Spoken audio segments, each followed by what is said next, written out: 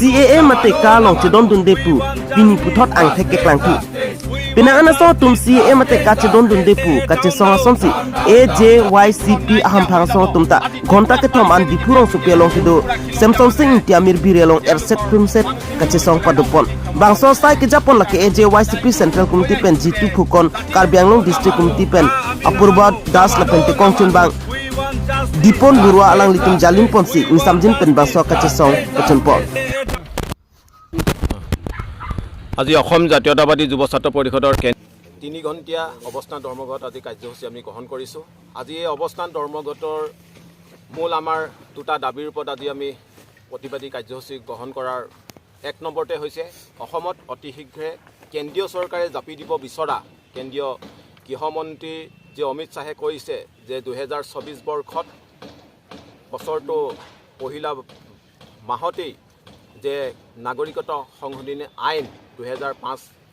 তেওঁলোকে প্ৰৱৰ্তন বা প্ৰযোজ্য কৰিব সমগ্ৰ ভাৰততে আমি এই ক্ষেত্ৰত অসম জাতীয়তাবাদী যুৱ ছাত্ৰ পৰিষদে দুঘূৰ প্ৰতিবাদ কৰিছোঁ আৰু অসম তথা উত্তৰ পূৰ্বাঞ্চলত আমি কাক কোনো দিনাখনে নেমানো আৰু মনা নাছিলোঁ আৰু কেতিয়াও মানিবলৈ আমি প্ৰস্তুত নহয়। আৰু দ্বিতীয়তে আমি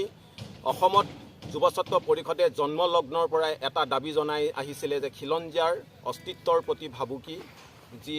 নাহিবৰ বাবে সেইবাবে আমি অসমত অন্তৰ্জাতিক পাৰপত্ৰ তথা ইলাৰ্ণাৰ পাৰ্মিটৰ প্ৰৱৰ্তনৰ দাবীত আমি আজি কেন্দ্ৰীয় চৰকাৰক আমি ক'ব বিচাৰিছোঁ যে অসমত অতি শীঘ্ৰে অন্তৰ্জাতিক পাৰপত্ৰ প্ৰৱৰ্তন কৰক। আৰু আজি এই অৱস্থান ধৰ্মঘটৰ যেতিয়া খতম হ'ব খতম হোৱাৰ তথা শেষ হোৱাৰ পিছতে আমি অসম ভাৰতবৰ্ষৰ মাননীয় মহামহিম ৰাষ্ট্ৰপতি মহোদয়াৰ বাইদেউলৈ এখন আমি মেমৰেণ্ডাম প্ৰদান কৰিম। এতিয়া আমাৰ মূল দাবীটো হৈছে কি কেন্দ্ৰীয় চৰকাৰে যে যি কা আন্দোলন হৈছিলে